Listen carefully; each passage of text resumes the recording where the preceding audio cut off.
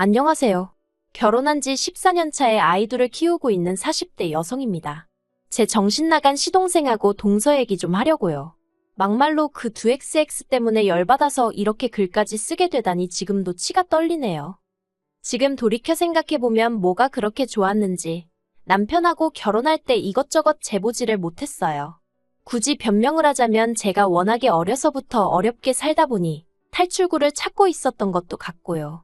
그러나 중에 6살 많은 남자가 내가 너무 좋다지 돈도 많이 번다고 하지. 그러니까 마음이 기울었나 싶기도 하네요. 그리고 실제로 결혼하고 몇 년은 정말 행복했습니다. 남편이 따박따박 가져다주는 월급으로 살림 꾸리고 애들 키우는 재미가 있었어요. 그렇지만 그런 행복을 온전히 누리지는 못했는데 그때는 그게 우울증이란 생각은 못했지만 아무튼 이 행복이 언젠가 깨어지지 않을까 하는 막연한 불안감이 있었거든요. 그리고 아니나 다를까 첫째가 초등학교에 들어가던 시기에 남편이 직장에서 잘렸습니다. 원래 성격이 저한테 미주알고주알 말하는 사람이 아니라서 저도 어쩌다 잘렸는지는 지금도 몰라요. 하지만 회사가 어떻게 자기한테 그럴 수 있냐며 분통을 터뜨리는 모습을 보곤 뭔가 억울한 일이라도 있었나 하고 저 혼자 추측만 할 뿐이었죠. 그리고 다행히 제가 그래도 모아둔 돈이 얼마간 있었어서 남편에게 빨리 새로운 직장을 구하라고 채근하는 대신 이제껏 당신 열심히 살았으니 조금 긴 휴가를 받았다 생각하고 휴식을 좀 취하라고 했습니다. 그땐 그게 현명하고 배려심 있는 아내의 모습이라고 생각했으니까요. 그런데 지금 생각해보면 괜한 소리를 했던 것 같아요. 직장에서 그렇게 나와서 사람이 바뀐 건지 원래 그런 사람이었는지는 모르겠지만 어떤 일이라도 시작을 해야 돈을 벌어오고 할 텐데 세워라 내워라 하고 술만 퍼마시고 도통 뭐라도 해보려는 생각이 없는 사람처럼 시간을 보냈거든요. 결국 저는 남편에게 언제까지 그러고 살 거냐고 재산이라고 해봤자 얼마 되지도 않는 돈도 이제 거의 다 바닥났다고 정신 좀 차리라고 했어요. 그랬더니 남편이 저더러 너도 나가서 돈 벌어보랍니다. 남한테 아쉬운 소리 들어가며 돈 버는 게 어디 쉬운 일인 줄 아냐면서요. 황당하고 어이없었죠. 결혼 전에는 저도 남편만큼 큰 회사는 아니었어도 직장에 다니는 평범한 회사원이었거든요. 그런데 자기가 먼저 자기는 아내한테 내조받고 싶다면서 회사 관두라고 자기 혼자 벌어서도 먹고 사는 건 지장 없게 하겠다며 호언장담을 할 땐 언제고. 이래서 여자도 능력이 있어야 된다고 하는구나. 정말 별의별 생각이 머릿속을 스치대요. 그래서 남편더러 알겠다고 나도 나가서 돈 벌 테니까 당신도 내일부터 당장 일자리 알아보라고 했어요. 그런데 제가 말은 호기롭게 했는데 생각해보니 애들을 맡길 곳이 마땅치도 않고 일을 어쩌나 싶었습니다. 그래서 일단 어머님께 연락을 드렸어요. 평소에 저희 애들을 예뻐하시기도 했고 제가 평소에 어머님께 잘해드렸거든요. 그러니 이번만큼은 어머님이 저희 사정을 좀 봐주지 않으실까 하는 기대가 있었죠.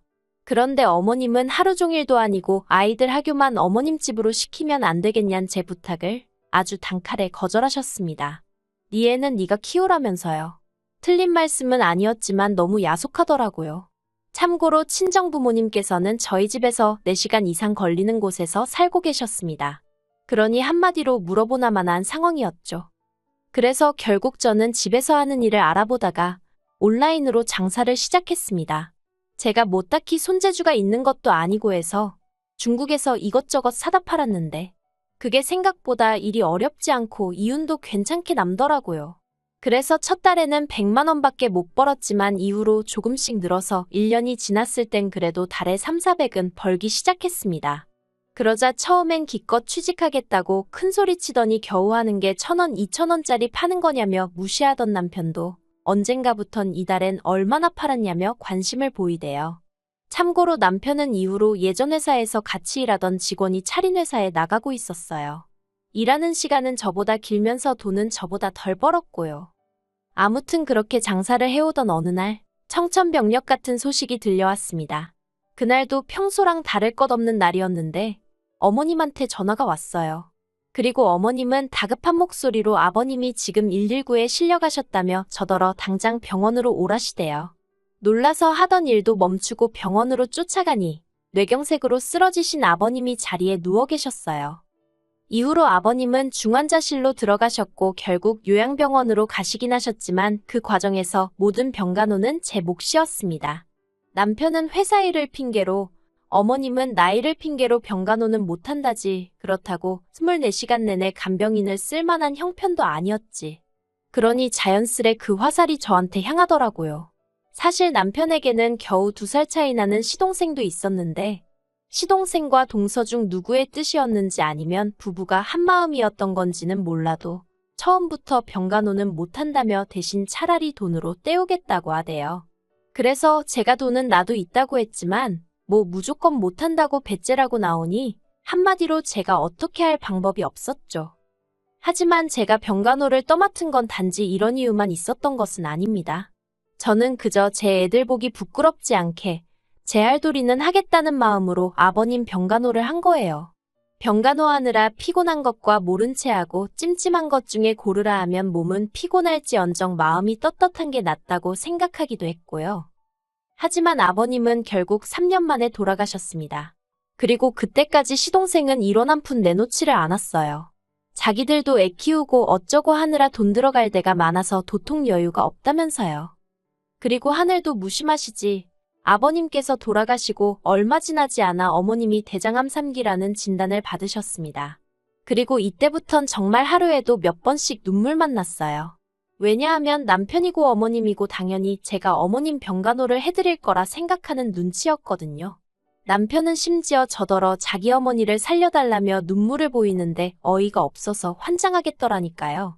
정말이지. 이게 내 팔자가 사나워서 이런 건가?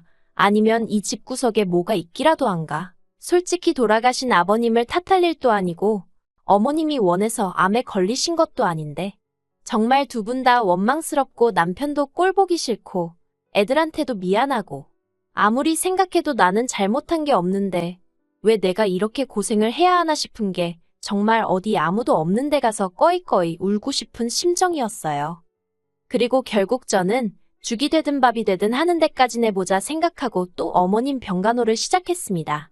그러자 이때는 시동생도 미안하긴 했는지 병원비에 보태라며 200만 원을 보내왔어요. 하지만 그게 처음이자 마지막으로 시동생이 지 부모 병원 생활할 때 한 아들 노릇이었네요.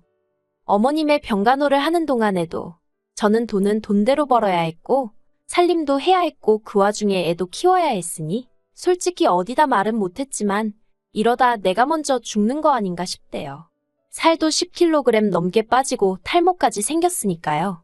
그런데도 제가 어머님을 끝까지 책임졌던 건 어머님이 매번 저에게 미안하다 고맙다는 말씀을 해주셨기 때문입니다.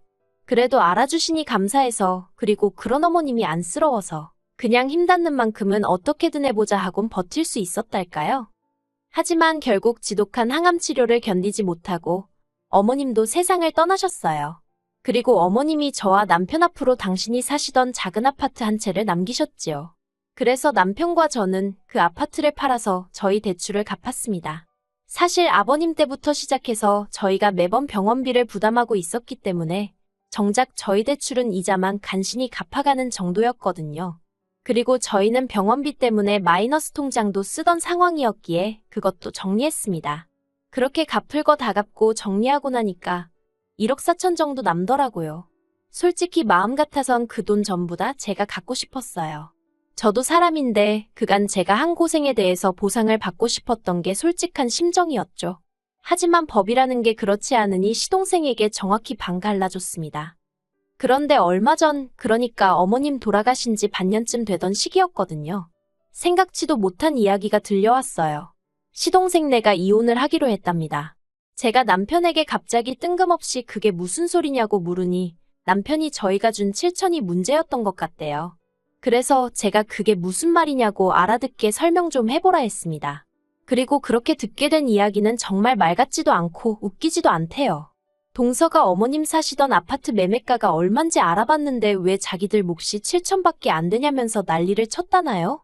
그리고는 시동생더러 저희를 만나서 단판을 짓고 오랬다는 거예요. 가서 정확히 절반을 받아오라고 안 그러면 이혼이라고요. 그런데 시동생이 형님이랑 형수 그러니까 저희가 병간호만 몇 년을 들었는데 그동안 자기네가 한 게 뭐가 있다고 그런 소리를 할 수 있냐고 못한다고 버텼나 봅니다. 그래서 결국 이혼하기로 했다는 거예요. 7천 중 5천은 동서가 가져가기로 했고요. 그 소리를 듣는데 기도 안 차서 솔직히 둘이 비슷하니 한 이불 덮고 살지 싶었고 그러면서도 지부모가 아픈데 코빼기도 안 비추는 시동생이 문제지 동서가 문제겠냐 싶어서 동서한테는 병원에 오라 소리도 한 번 한 적이 없어요. 그런데 둘이 이혼하게 된 이야기를 듣고 있으니 시동생도 불쌍하고 동서가 문제다 싶대요. 하지만 거기까지였을 뿐 제가 나설 자리도 아니다 싶었고 제가 뭐 달리 해줄 수 있는 것도 없더라고요. 그저 어이가 없다고 말 한마디만 했죠. 그런데 남편이 제 눈치를 살살 보더니 그러지 말고 그냥 우리가 돈을 좀 더 주면 어떻겠냐입니다. 저 나이에 자기 동생 갑자기 혼자 되면 어떻게 사냐고요. 황당하고 기도 안 차서 남편한테 그 나이에 혼자 사는 남자가 얼마나 많은데 걱정할 걸 하라고 했어요. 무슨 한두 살 먹은 어린애도 아니고 굶어 죽기야 하겠냐고 멀쩡히 직장 다녀 집 있어 뭐가 걱정이냐고요. 그랬더니 집도 동서한테 뺏기게 생겼다면서 어쩌면 좋냐고. 그래서 제가 등신마냥 그걸 왜 다 뺏기고 있느냐고 밥그릇은 알아서 챙기라고 한마디 해버렸습니다. 하지만 남편은 계속해서 저더러 돈만 좀 더 챙겨주면 이혼은 안 할 것 같은데 어떻게 안 되겠냐고 저를 조르는 거예요. 결국 듣다 못한 제가 남편더러 동생하고 나란히 손잡고 이혼남 되기 싫으면 조용히 하라고 했어요. 그런데 어이없게도 동서가 저에게 직접 연락을 해왔습니다. 그리고는 자기네 이혼하기로 한 이야기 들으셨냐길래 들었다고 뭐 성인들끼리 그렇게 결정을 내렸다니 어쩌겠냐 했죠. 그랬더니 저더러 한다는 말이 뭐 느끼는 바가 없냐입니다. 그래서 제가 느끼는 바 있었지. 동서가 참 무서운 사람이구나. 그걸 느꼈어. 하고 한마디 쏘아붙였어요. 그랬더니 자기는 제가 더 무섭다며 어떻게 어머님 아버님 재산을 멋대로 처분할 수가 있냐면서 그깟 7천만 원 뭐 이거나 먹고 떨어져라 하면 자기네가 떨어져 나갈 줄 알았냐입니다. 그리고는 한다는 말이 자기가 생각을 해봤는데 분해서 도저히 안 되겠다면서 이혼 안 하고 저희 부부랑 싸울 거래요. 싸워서 자기 몫은 찾아가겠다나요? 그리고 이 이야기를 남편에게 전하니 남편도 예전과는 달리 아주 격양된 반응을 보였습니다. 이혼할 동생이 안쓰러워 전전긍긍하던 모습은 온데간데 없고 그거 미친 X 아니냐면서 난리가 났죠. 그리고는 그걸로도 분이 안 풀렸는지 시동생더러 네 마누라 데리고 당장 오라고 전화에다 대고 소리를 고래고래 지르는 거예요. 그렇게 저희 부부와 시동생 부부가 마주하게 되었습니다.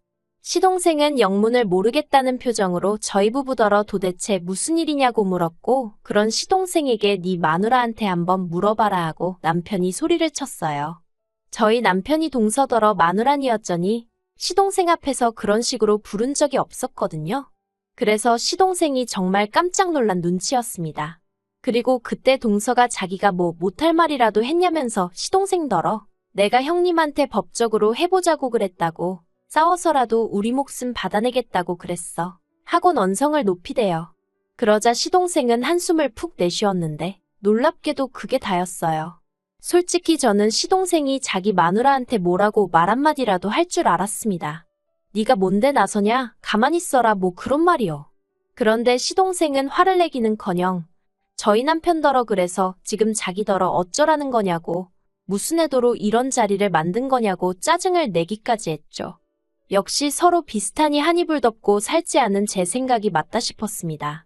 그리고 그런 시동생에게 남편이 네가 사람 자식이 맞냐면서 기어이 주먹질을 하려는 걸 제가 간신히 말렸어요. 혹시나 나중에 법적으로 정말 다투게라도 되면 괜히 트집 잡힐 일이나 생길 것 같단 생각에 본능적으로 남편 주먹을 낚아챈 거죠. 남편은 분을 삭히지 못하고 씩씩거리며 시동생더러 어디 한번 마음대로 해보라고 욕을 퍼부었고 그러자 시동생이 조금 전 기세는 온데간데 없이 아 진짜 형 한 번만 좀 도와줘. 정말 내가 이혼당하는 꼴을 봐야 직성이 풀리겠어 하는데 남편이 당장 눈앞에서 꺼지라며 네가 원하는 대로 법대로 해보자고 그러대요. 하지만 그 일이 있으므로 소송을 건의어쩌니 하더니 집으로 종이쪼가리 한 장 오는 게 없었습니다. 대신에 어처구니 없는 소식이 들려왔지요. 한통 속인 것 마냥 굴던 시동생 부부가 이혼 소송 중이라고요. 속사정이 정확히 어떻게 된 건진 모르겠지만 시동생이랑 동서가 서로 탓을 하고 있다나요. 시부모님 생전에 시동생이고 동서고 뭐 한 게 없으니 법적으로 재산 가지고 다퉈볼래도 답이 안 나온다 싶었던 건지 뭐 아무튼 저희야 그쪽에서 어떻게 나오든지 간에 이번엔 형제고나 바리고 한번 제대로 붙어볼랬더니 웃기지도 않네요. 사람이 사람 도리는 하고 자기 권리를 찾아야지. 정말이지 그런 심보로 살면 언제가 됐든 벌 받는다고 그 말 한마디 해주지 못한 게 한입니다.